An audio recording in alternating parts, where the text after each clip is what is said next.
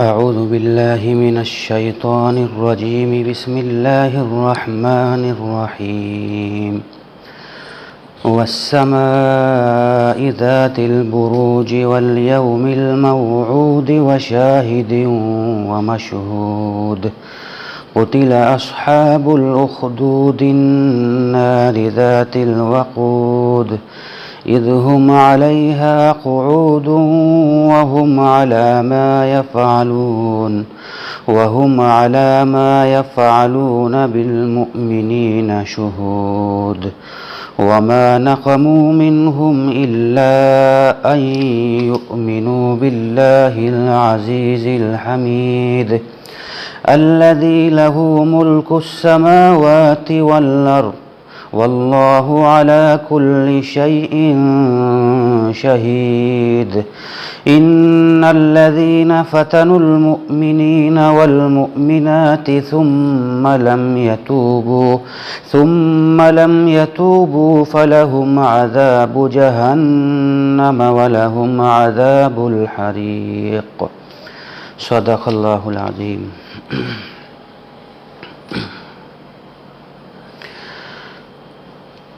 سورہ بروج کی یہ چند ابتدائی آیتیں ہیں۔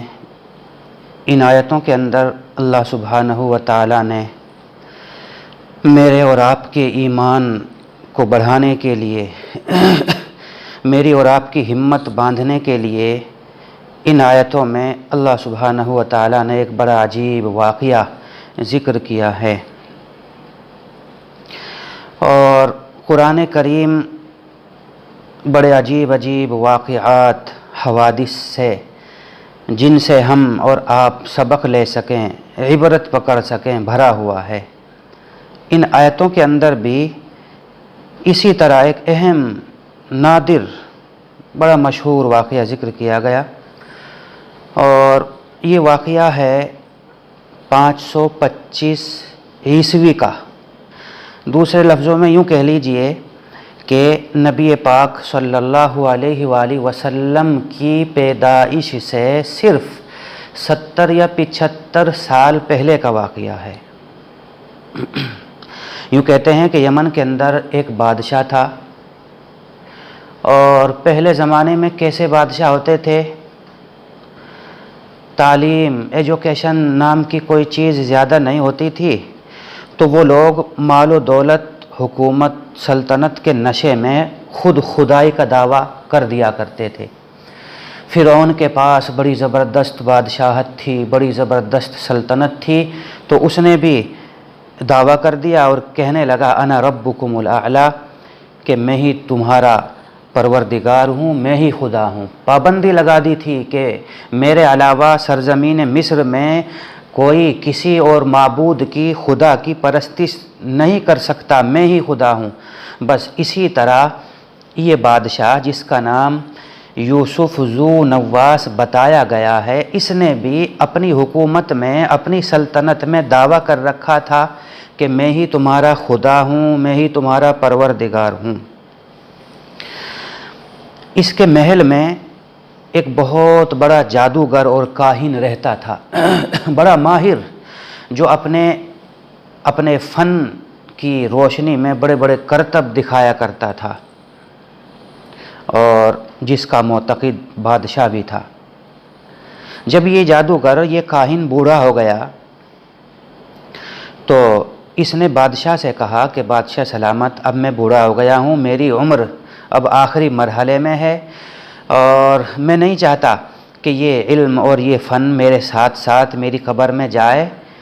آپ کسی ماہر، ہوشیار نوجوان کا انتخاب کیجئے اور اس کو میرے حوالے کر دیجئے، تاکہ میں اس کو اپنا یہ علم اور ہنر سکھا سکوں۔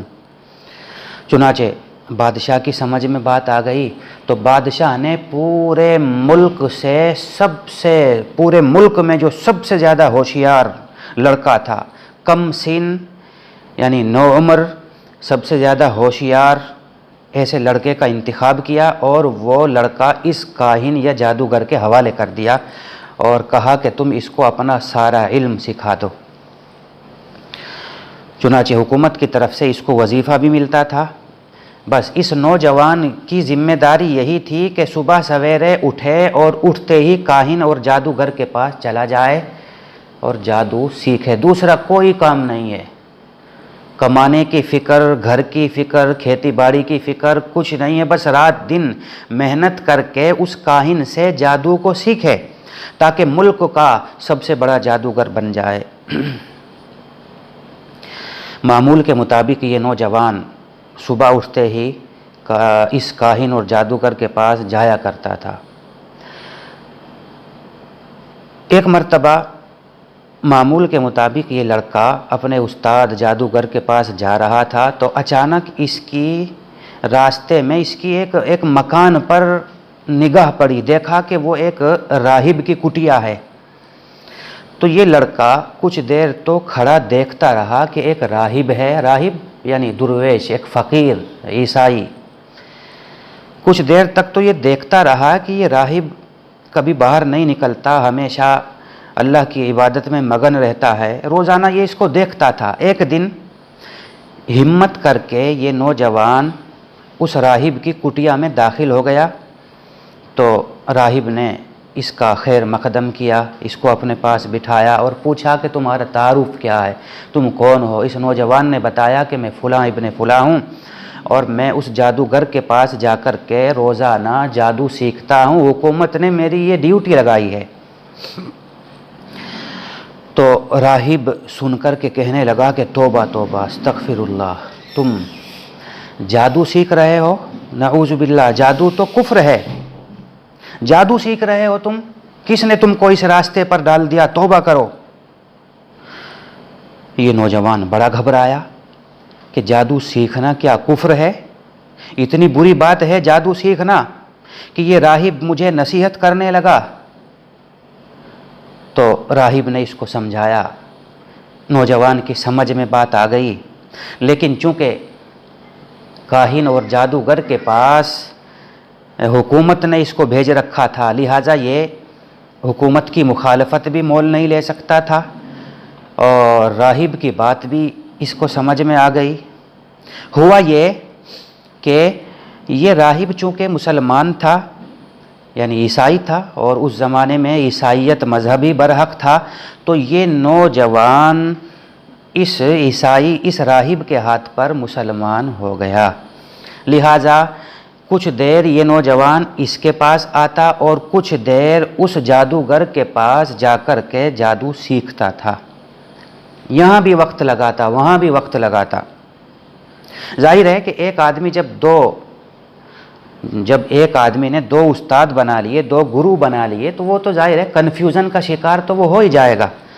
تو یہ نوجوان بھی کچھ دنوں کے بعد کنفیوژن کا شکار ہو گیا، سوچنے لگا کہ میرا یہ استاد صحیح ہے، یہ حق پر ہے یا یہ حق پر ہے۔ چند دنوں تک وہ اسی طرح شک اور شبہ میں مبتلا رہا، بھلے ہی مسلمان ہو گیا ہو۔ ایک دن ہوا کیا؟ ایک دن ہوا یہ کہ صبح سویرے اٹھ کر معمول کے مطابق یہ نوجوان اپنے استاد جادوگر کے پاس جادو سیکھنے کے لیے جا رہا تھا، تو اس نے دیکھا کہ بیچ راستے میں ایک بہت بھاری اژدہا، بہت بھاری سانپ پڑا ہوا ہے اور لوگ اس اژدہے کی وجہ سے ادھر ادھر نہیں جا رہے ہیں، کچھ لوگ ادھر رکے ہوئے ہیں، کچھ لوگ ادھر رکے ہوئے ہیں اور کوشش کر رہے ہیں لوگ کہ راستے سے یہ اژدہا ہٹ جائے تاکہ راستہ چل پڑے، اور جو یہ اللہ کی مخلوق پریشان ہے، کس کو کہاں جانا ہے، کسی کو بازار جانا ہے، کسی کو دوا کھانے جانا ہے، کسی کو کسی ضروری کام سے جانا ہے، لیکن راستہ بند ہے، اللہ کی مخلوق پریشان ہے اس اژدہے کی وجہ سے۔ یہ سارا منظر جب اس نوجوان نے دیکھا تو یہ اپنے دل میں کہنے لگا کہ ہاں آج موقع ہے، آج موقع ہے امتحان کا، اس بات کو جانچنے کا آج اچھا موقع ہے کہ میرا جادوگر استاد راہ حق پر ہے یا راہب راہ حق پر ہے، آج مجھے اچھا موقع ہے۔ چنانچہ اس کے دل میں یہ بات آئی کہ میں ایک بہت بھاری پتھر اٹھاتا ہوں اور بھاری پتھر اٹھا کر کے اس اژدہے کو مارتا ہوں، اور اگر یہ اژدہا مر جاتا ہے تو میں سمجھ لوں گا کہ میرا استاد راہب حق پر ہے، اور اگر نہیں مرتا تو پھر راہب حق پر نہیں ہے، جادوگر حق پر ہے۔ چنانچہ اس نوجوان نے وہ بھاری پتھر لیا، اور لینے کے بعد یہ کہہ کر کے کہ اگر راہب کا مذہب حق ہے، اگر اس کا رب سچا ہے، تو اس رب کے نام سے یہ پتھر میں اس اژدہے کو مارتا ہوں۔ یہ کہہ کر کے وہ پتھر اس نے اژدہے کو، اس سانپ کو مار دیا۔ اللہ کا کرنا ایسا ہوا کہ وہ پتھر حالانکہ نوجوان نے دور سے مارا تھا، لیکن چونکہ اللہ کا نام لیا گیا، وہ اللہ جو واقعتاً سچ ہے، برحق ہے، جس کی حکومت ہمیشہ سے ہے اور ہمیشہ رہے گی، اس ذات کا چونکہ نام لیا گیا تھا، اس لیے وہ پتھر اس اژدہے کو جا کر کے لگا، اور لگتے ہی وہ سانپ اژدہا مر بھی گیا۔ بس اس اژدہے کا مرنا تھا۔ دونوں طرف جو لوگ بھیڑ لگائے کھڑے تھے وہ بڑے خوش ہوئے، اور راستہ چالو ہو گیا۔ راستہ چالو تو ضرور ہو گیا، لیکن لوگوں کے دلوں میں اس نوجوان کی عقیدت اور محبت بیٹھ گئی، اور کہنے لگے کہ یہ کون نوجوان ہے، ایک چھوٹی سی عمر کا لڑکا، اور اللہ کا نام لے کر کے پتھر مارتا ہے، وہ اژدہا مر جاتا ہے۔ تو لوگوں کے دلوں میں اس کی عقیدت اور محبت بیٹھ گئی، لہٰذا لوگ اس نوجوان کے پاس آنے لگے، کوئی اس کا ہاتھ چوم رہا ہے، کوئی اس کی پیشانی پہ بوسہ دے رہا ہے، اور کتنے بیمار لوگ اس نوجوان کے پاس آنے لگے اور کہنے لگے کہ اے نوجوان، جس ذات کا نام لے کر تم نے اژدہے کو مارا، تو اسی ذات کا نام لے کر ہمارے اوپر دم کر دے، تاکہ اس بیماری، جس بیماری میں مبتلا ہوں، یہ بیماری اچھی ہو جائے، یہ بیماری دور ہو جائے۔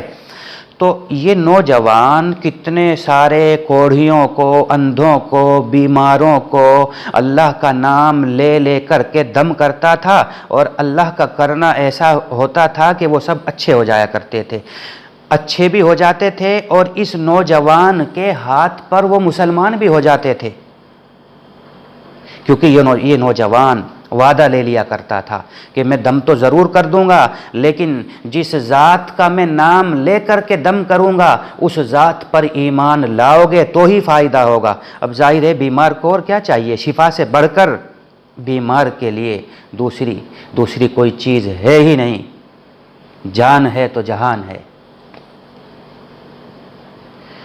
تندرستی ہزار نعمت است، تندرستی ہزار نعمت ہے۔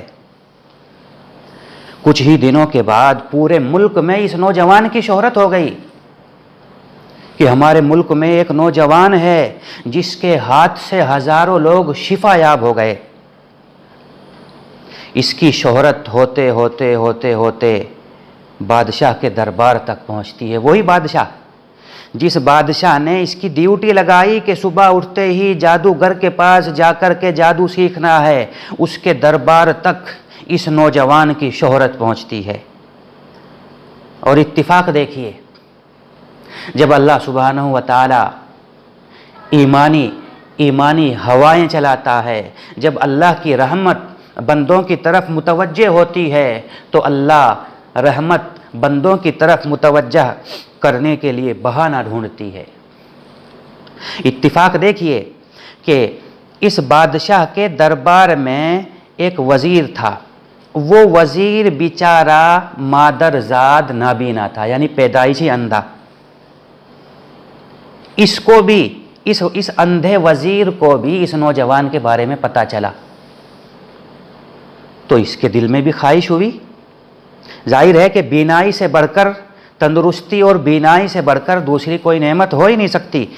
تو یہ وزیر بہت سارے ہدایا اور تحائف لے کر کے اس نوجوان کے پاس آیا اور اس کی منت کرنے لگا کہ اے نوجوان، میں پیدائشی اندھا ہوں، اور میں نے سنا ہے کہ تو نے ہزاروں بیماروں کو اچھا کر دیا، تو مجھے بھی بینائی عطا کر دے۔ یہ نوجوان کہنے لگا کہ بھائی میرے ہاتھ میں کچھ نہیں ہے، میرے پاس کچھ نہیں ہے، اگر ہے تو اسی ذات کے قبضے قدرت میں ہر چیز ہے، میں کچھ نہیں کرتا ہوں، اللہ کی ذات کرتی ہے، میرے ہاتھ میں کچھ نہیں ہے۔ اگر تو اس اللہ پر ایمان لانے کو تیار ہے تو میں تیرے لیے بھی دعا کر دوں گا۔ اس نے کہا کہ بالکل میں ایمان لے آؤں گا، لیکن شرط یہی ہے کہ مجھے بینائی مل جانی چاہیے، مجھے تندرستی مل جانی چاہیے۔ اس نوجوان نے اللہ کا نام لے کر کے اس پر دم کر دیا، اور اس وزیر کے حق میں اس نوجوان نے دعا کر دی۔ اللہ کا کرنا ایسا ہوا کہ یہ وزیر بھی اچھا ہو گیا، اس کو دکھائی دینے لگا۔ بڑا خوش یہ وزیر اپنے گھر جاتا ہے، اور اگلے دن جب ڈیوٹی کا ٹائم ہوتا ہے تو دربار میں پہنچ جاتا ہے۔ بادشاہ نے جب دیکھا کہ یہ کیا، ایک ایسا شخص جو ایک لمبی مدت سے میرے یہاں نوکری کرتا ہے، اور آج وہ اچھی حالت میں، بینائی کی حالت میں چلا آ رہا ہے اور اس کو دکھائی دے رہا ہے، تو بادشاہ کو بھی تعجب ہوا۔ کہنے لگا کہ یہ کیا ہوا، تم تو اندھے ہو لیکن تمہیں دکھائی دے رہا ہے، کس دواخانے میں تم نے علاج کرایا، آج تم کو کون سا طبیب اور ڈاکٹر مل گیا، سچ سچ بتاؤ آج ہوا کیا؟ تو ظاہر ہے بادشاہ کا وزیر تھا، سچ سچ بتانا پڑے گا، تو اس وزیر نے بادشاہ کو پورا واقعہ سنا دیا۔ بادشاہ کہنے لگا کہ یہ کیا، خدا تو میں ہوں تمہارا، کیا کہہ رہے ہو تم؟ رب العالمین پر تم ایمان لے آئے، اس ملک میں میرے علاوہ کہیں دوسرا خدا ہو سکتا ہے؟ سب کچھ کرنے والا تو میں ہوں، تمہیں تنخواہ دینے والا میں، تمہیں وظیفہ دینے والا میں، تمہیں عزت اور بلندی دینے والا میں، تمہاری ضروریات کو پورا کرنے والا میں، اور تم کہہ رہے ہو کہ میں اس رب العالمین پر ایمان لے آیا جس کے قبضے قدرت میں دنیا کی ہر چیز ہے۔ کون ہے وہ لڑکا، اس کو بلایا جائے، ہم اس سے تحقیق کرتے ہیں۔ چنانچہ اس لڑکے کو بلایا گیا۔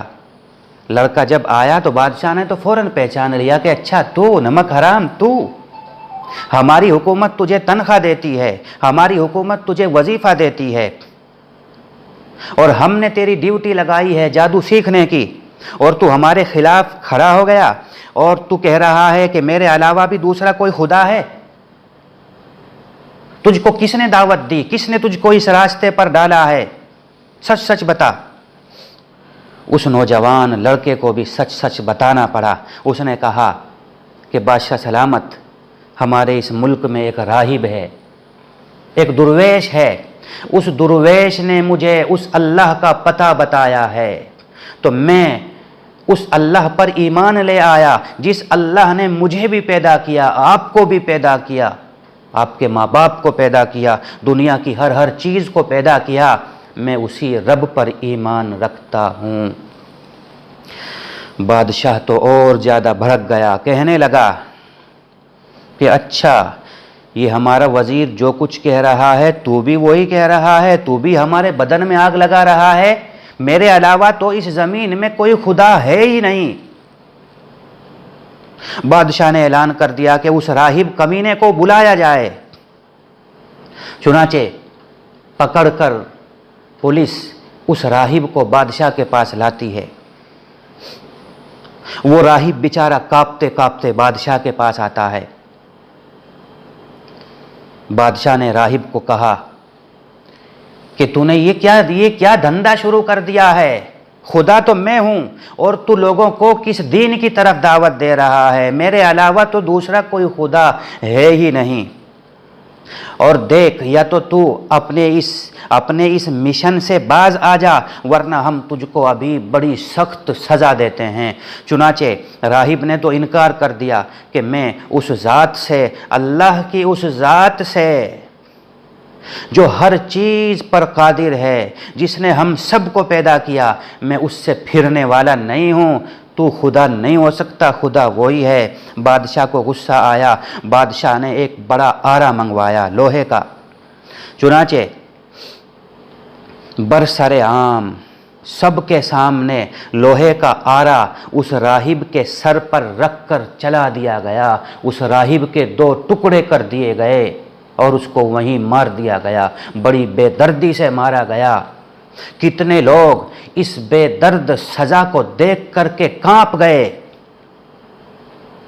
لیکن اس نوجوان نے کہا کہ بادشاہ کان کھول کر کے سن لے، تو بھلے ہی میرے بدن کے بھی ٹکڑے ٹکڑے کر دے، اس سے بھی زیادہ سخت سزا دے دے، لیکن میں اس اللہ کی وحدانیت پر، اللہ کے ایک ہونے پر میں ایمان لا چکا ہوں، میں اب اس سے پھرنے والا نہیں ہوں۔ کافر بادشاہ کہنے لگا کہ ٹھیک ہے، رک جا بھی، ہم تجھ کو بھی اس سے بھی زیادہ سخت سزا دیتے ہیں۔ چنانچہ بادشاہ نے کچھ پولیس والوں کو بلایا اور کہا کہ اس لڑکے کو ایک اونچے پہاڑ پر لے جاؤ، اور لے جانے کے بعد اس کو پہاڑ کے اوپر سے دھکا دے دو، اتنے اونچے پہاڑ سے اس کو گراؤ کہ اس کے بدن کے ٹکڑے ٹکڑے ہو جائیں۔ تو وہ پولیس والے اس نوجوان کو پہاڑ کی سب سے بلند چوٹی پر لے کر کے جاتے ہیں۔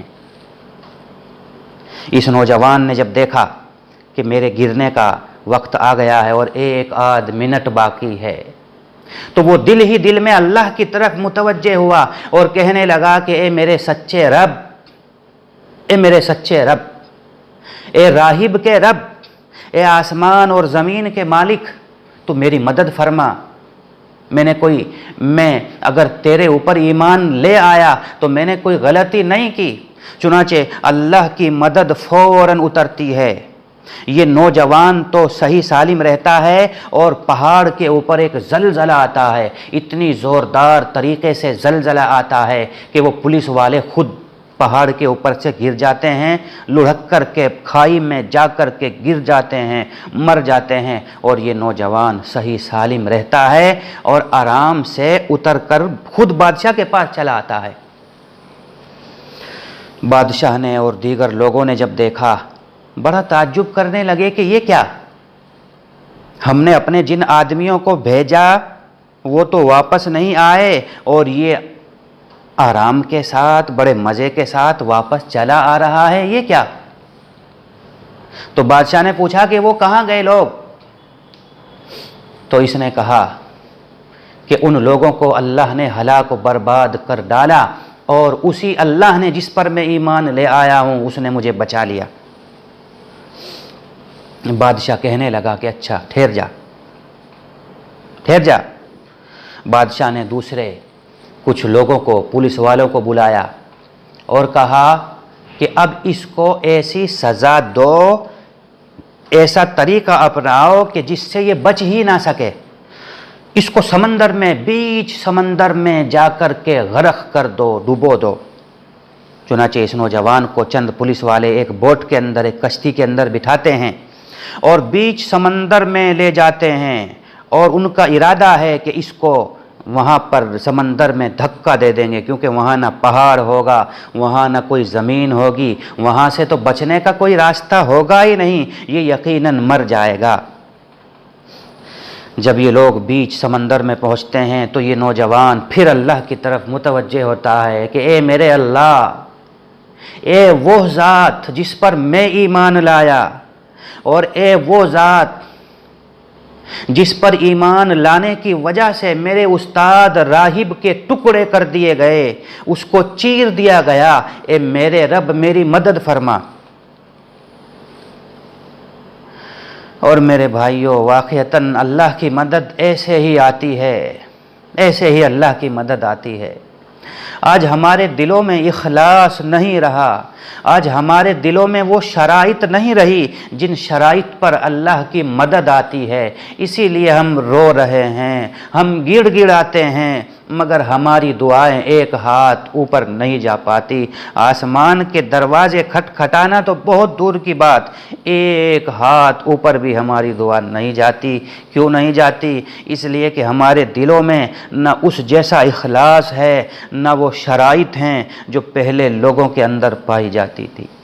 اس نوجوان نے پھر اللہ سے دعا کی اور کہا کہ اے اللہ میری مدد کر، اور ان ظالمین کو جو صرف اس وجہ سے میری جان کے دشمن بنے ہوئے ہیں کہ میں اللہ کی ذات پر ایمان لے آیا، تو ان کو یہیں غرق کر دے۔ چنانچہ سمندر کے اندر ایک زوردار ہوا چلی، کشتی ڈوب گئی، اور یہ سارے جو سپاہی تھے یہ ڈوب گئے، مگر یہ نوجوان صحیح سالم اور محفوظ رہا، اور بڑے اطمینان سے سمندر سے اللہ نے اس کو نکال دیا اور بڑے مزے کے ساتھ پھر واپس شہر کے اندر آ گیا۔ لوگوں نے پھر بادشاہ تک خبر پہنچا دی کہ بادشاہ سلامت، وہ نوجوان تو بالکل صحیح سالم ہے، وہ تو بالکل بچ آیا، لیکن جن لوگوں کو آپ نے بھیجا تھا وہ مر گئے، وہ ڈوب گئے اور یہ بچ نکلا۔ بادشاہ کو پھر بڑا تعجب ہوا اور کہا کہ اس کو میرے پاس لایا جائے۔ اس نوجوان کو پکڑ کر کے لایا گیا۔ بادشاہ نوجوان سے پوچھتا ہے کہ تو آخر ہے کیا چیز، مرتا ہی نہیں ہے؟ تجھ کو ہم نے پہاڑوں سے گرایا، نہیں مرا، ہم نے تجھے دریاؤں کے اندر ڈبونا چاہا، نہیں مرا، آخر کیا چیز ہے تو، انسان ہے یا جن؟ یہ نوجوان کہنے لگا کہ تم لاکھ کوشش کر لو، 2 مرتبہ نہیں، تم 1000 مرتبہ ٹرائی کر لو، مجھے نہیں مار سکتے۔ ہاں ایک طریقہ ہے، اگر تم اس طریقے کو اپناؤ گے تو تم مجھے مار سکتے ہو، اور وہ طریقہ بھی مجھے معلوم ہے، کسی کو معلوم نہیں ہے۔ بادشاہ نے کہا کہ وہ طریقہ کیا ہے؟ نوجوان نے کہا کہ وہ طریقہ یہ ہے کہ میرا جو ترکش ہے، یعنی تیر رکھنے کا باکس، ڈبہ، میرے اس ترکش میں سے ایک تیر نکالا جائے اور مجھ کو ایک سولی پر لٹکا دیا جائے، اور پھر وہ تیر مجھے مارا جائے یہ کہہ کر بسم اللہ ربی ھذا الغلام، بسم اللہ، اللہ کے نام سے جو اس غلام کا، اس لڑکے کا رب ہے، اس رب کے نام سے اگر مجھے تیر مارا جائے گا تو میں مر سکتا ہوں، ورنہ کوئی شکل نہیں ہے مجھے ہلاک و برباد کرنے کی۔ بادشاہ تو غصے میں تھا ہی، اس نے سوچ لیا کہ اس کا خاتمہ کرنا ہی ہے، بھلے ہی اسی کے بتائے ہوئے طریقے کے مطابق کیوں نہ ہو۔ چنانچہ ایک سولی لٹکائی گئی، ایک سولی تیار کی گئی، اس سولی پر اس نوجوان کو لٹکایا گیا، اور پھر اسی کے ترکش میں سے ایک تیر نکالا گیا، اور بسم اللہ رب الغلام کہہ کر کے اس نوجوان کو تیر مارا گیا۔ تو بس اس تیر کا لگنا تھا، یہ نوجوان اللہ کو پیارا ہو گیا، اس کی روح پرواز ہو گئی، اس کی روح پرواز ہونی تھی، اس نوجوان کا مرنا تھا کہ وہاں جو ہزاروں کا مجمع تھا لوگوں کا، وہ سب کے سب یوں کہنے لگے، سب نے کہا آمنا برب الغلام، اے بادشاہ سلامت سن لے، اے بادشاہ کے وزیروں سن لو، بھلے ہی تمہارے پاس حکومت ہو، بھلے ہی تمہارے پاس طاقت ہو، ہم اس لڑکے کے رب پر ایمان لاتے ہیں، اس لڑکے کا دین سچا اور تمہارا گھڑا ہوا دین جھوٹا، ہم آج سے سب مسلمان ہو جاتے ہیں۔ بادشاہ نے جب دیکھا تو کہنے لگا کہ یہ تو سب الٹا ہو گیا، ہم اس کے دین کو مٹانے کے لیے اس کو ختم کرنا چاہتے تھے، لیکن اس کے مرتے ہی سارے کے سارے لوگ آن کی آن میں مسلمان ہو گئے، یہ تو ساری تدبیر ہمارے خلاف ہو گئی۔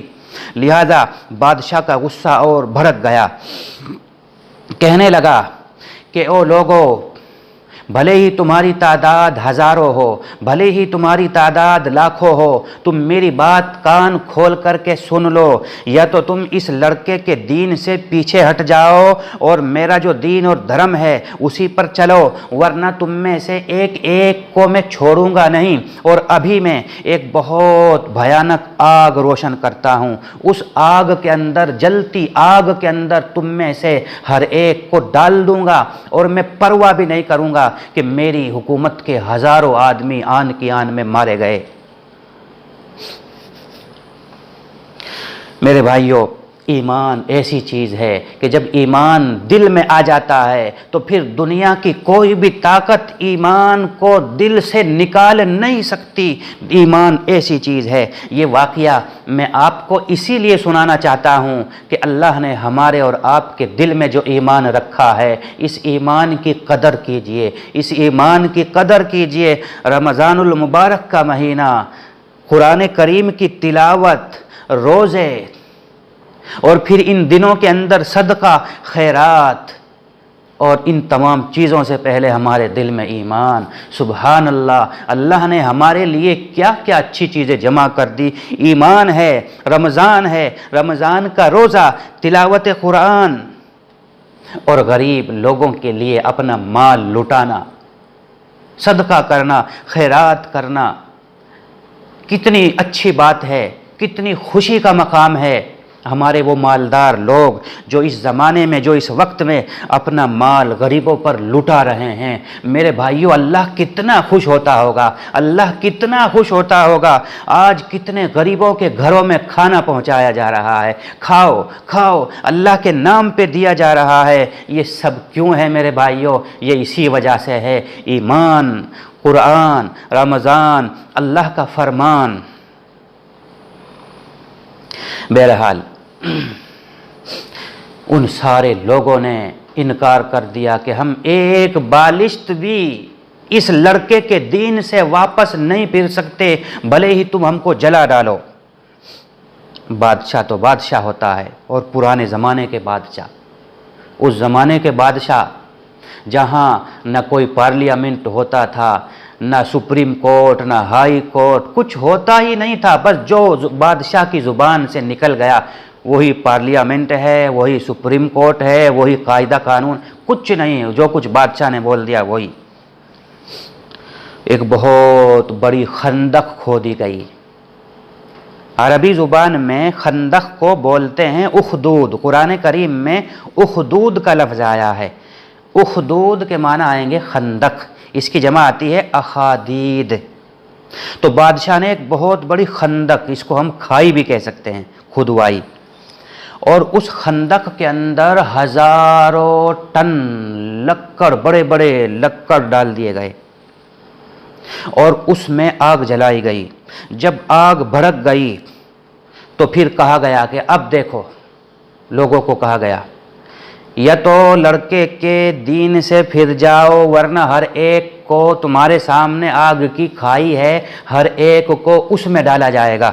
سب لوگوں نے یک زبان ہو کر کے انکار کر دیا کہ جو ایک نعمت، اللہ کی جو ایک روشنی، اللہ کا ایک جو نور ہمارے دل میں آ گیا ہے، ہماری گردن تو کٹ سکتی ہے، ہماری جان جا سکتی ہے، لیکن ہم اس روشنی کو اپنے دل سے نہیں نکال سکتے۔ سب نے یک زبان ہو کر کے کہا۔ بادشاہ نے بھی غصے میں سب کو اس خندق میں ڈلوانا شروع کر دیا، یکے بعد دیگرے، یکے بعد دیگرے، ایک ایک کو لایا جاتا، دو دو کو، 10 کو، اور کہا جاتا مانتا ہے، وہ صاف انکار کر دیتا، فوراً اس کو خندق میں دھکیل دیا جاتا۔ یہاں تک کہ ایک عورت پر بادشاہ کے ان ظالموں کی نظر پڑی، دیکھا کہ ایک عورت ہے اور اس عورت کی گود میں ایک چھوٹا سا پیارا سا بچہ ہے، دودھ پیتا بچہ ہے، اتنا پیارا سا بچہ کہ جس کی بھی اس بچے پر نظر پڑے تو فوراً اس بچے پر پیار آ جائے، اتنا معصوم سا بچہ۔ وہ عورت مسلمان ہو گئی تھی، اس لڑکے کے دین پر اس نے بھی آمنا اور صدقنا کہہ دیا۔ یہ عورت کھڑی ہوئی یہ سارا منظر دیکھ رہی تھی اور سوچ رہی تھی کہ اب میری بھی باری ہے۔ کبھی تو وہ خندق کو دیکھتی اور کبھی اپنی گود میں، اس کی گود میں بیٹھا ہوا معصوم سا پھول سا بچہ، کبھی اس کو دیکھتی تھی کہ اگر میں آگ میں چھلانگ لگاؤں گی تو میرے اس پیارے سے بچے کا کیا ہوگا، میں تو جل جاؤں گی، میرے اس بچے کی رکھوالی کون کرے گا، اور اگر اس کو لے کر کے میں آگ میں کود گئی تو یہ میرا بچہ کیسے جلے گا۔ اس حال میں وہ عورت تھی۔ اچانک کیا دیکھتے ہیں کہ وہ چھوٹا سا دودھ پیتا بچہ، اللہ نے، حالانکہ وہ بولتا نہیں تھا، لیکن وہ اللہ نے اس کو قوت گویائی عطا کی، اور وہ چھوٹا سا بچہ اپنی ماں کی طرف متوجہ ہوتا ہے اور کہتا ہے اماں اصبری فإنک علی الحق، اے امی جان صبر کر، تو حق پر ہے، تو نے جس مذہب کو اختیار کیا ہے وہ سچا ہے، بھلے ہی تجھے آگ میں چھلانگ لگانی پڑے، چھلانگ لگا دے۔ چنانچہ اس بچے نے یوں کہا تو اس کی ماں کی تو ہمت بندھ گئی، اس کی ماں نے فوراً بادشاہ کی دعوت کو ٹھکرا دیا اور اس کو بھی آگ میں ڈال دیا گیا۔